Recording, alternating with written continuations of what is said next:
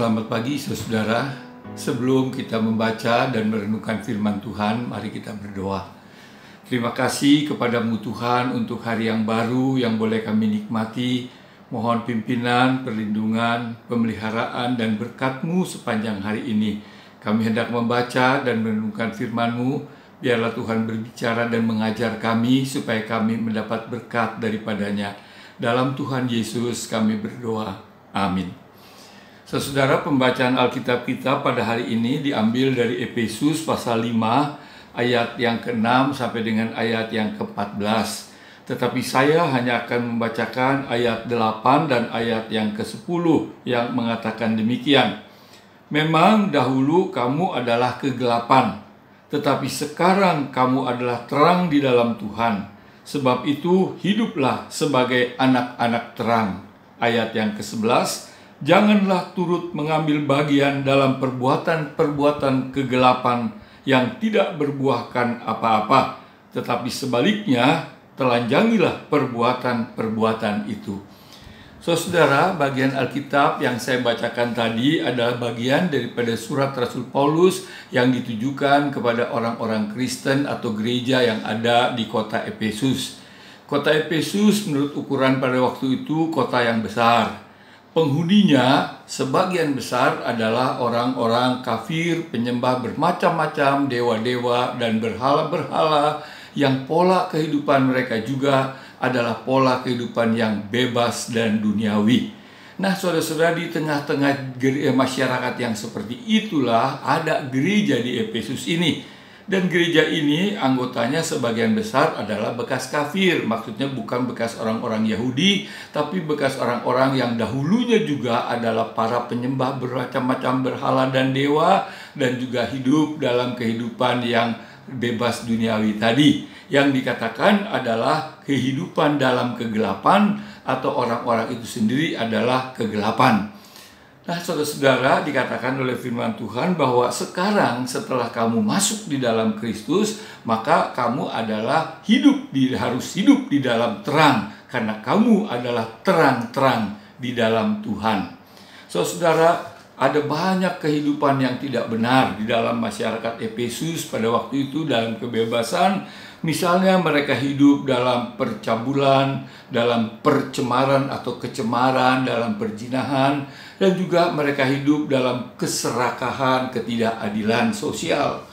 Saudara, sebenarnya kalau kita perhatikan soal hidup dalam percabulan, dalam ketidakbenaran, dalam kecemaran, perzinahan, itu bukan hanya ada di kota Efesus, tetapi di kota-kota lain pada waktu itu, bahkan sepanjang masa juga sampai saat ini, hal-hal yang sedemikian masih banyak dijumpai. Misalnya saudara-saudara, di hampir semua kota besar ada tempat-tempat pelacuran, tempat-tempat perzinahan, tempat-tempat percabulan, tempat-tempat kecemaran, baik resmi maupun tidak resmi. Demikian juga praktik-praktik penyimpangan seksual LGBT yang dikatakan itu, atau juga perselingkuhan, ketidaksetiaan dalam kehidupan rumah tangga juga banyak terjadi dari dahulu sampai sekarang. Nah, di sini dikatakan bahwa sebagai orang-orang yang hidup di dalam Tuhan, anak-anak Tuhan, sebagai terang menjauhi kehidupan yang sedemikian, tidak lagi turut dalam kehidupan yang sedemikian. Demikian juga saudara-saudara soal keserakahan. Keserakahan itu kalau kita perhatikan bukan hanya terdapat di orang-orang Efesus, tetapi juga orang-orang di kota lain, bahkan sepanjang masa, bahkan sampai saat ini pun masih banyak kita jumpai. Sampai ada orang mengatakan bahwa manusia itu pada dasarnya memang serakah. Oleh sebab itu kita lihat saudara, dari dulu sampai sekarang perjudian, bahkan sekarang ini kita mendengar tentang perjudian online yang omsetnya sampai triliunan, yang mengena kepada banyak orang.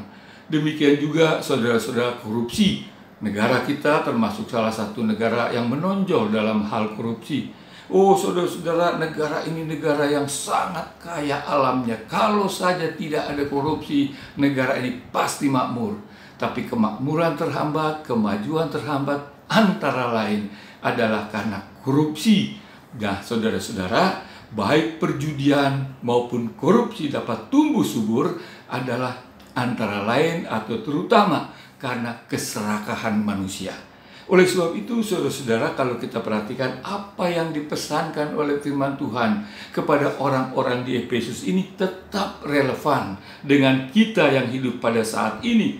Dahulu memang kamu adalah kegelapan, tetapi sekarang kamu adalah terang di dalam Tuhan. Sebab itu hiduplah sebagai anak-anak terang, sebagai orang-orang yang tidak terlibat atau yang menjauhkan diri dari kehidupan dalam kegelapan.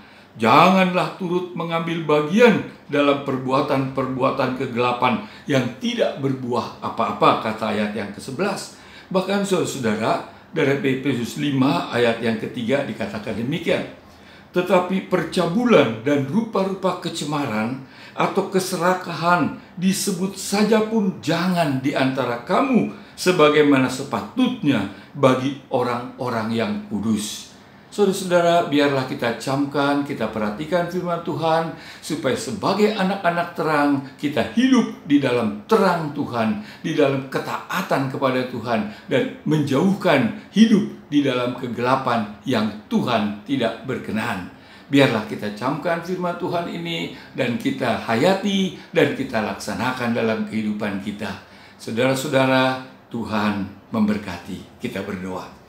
Terima kasih Tuhan untuk firman-Mu yang mengingatkan kami. Memang bermacam-macam godaan selalu menggoda kami sebagai anak-anak Tuhan. Tapi tolonglah kami untuk selalu mengingat, menghayati, bahkan melaksanakan firman Tuhan. Supaya sebagai anak-anak terang kami hidup di dalam terang Tuhan. Sehingga melalui kehidupan kami Tuhan dimuliakan, Tuhan dibesarkan, dan banyak orang mendapat berkat. Tuhan berkatilah kehidupan kami, keluarga kami, pekerjaan, usaha, atau studi kami. Dalam Tuhan Yesus kami panjatkan doa ini. Amin.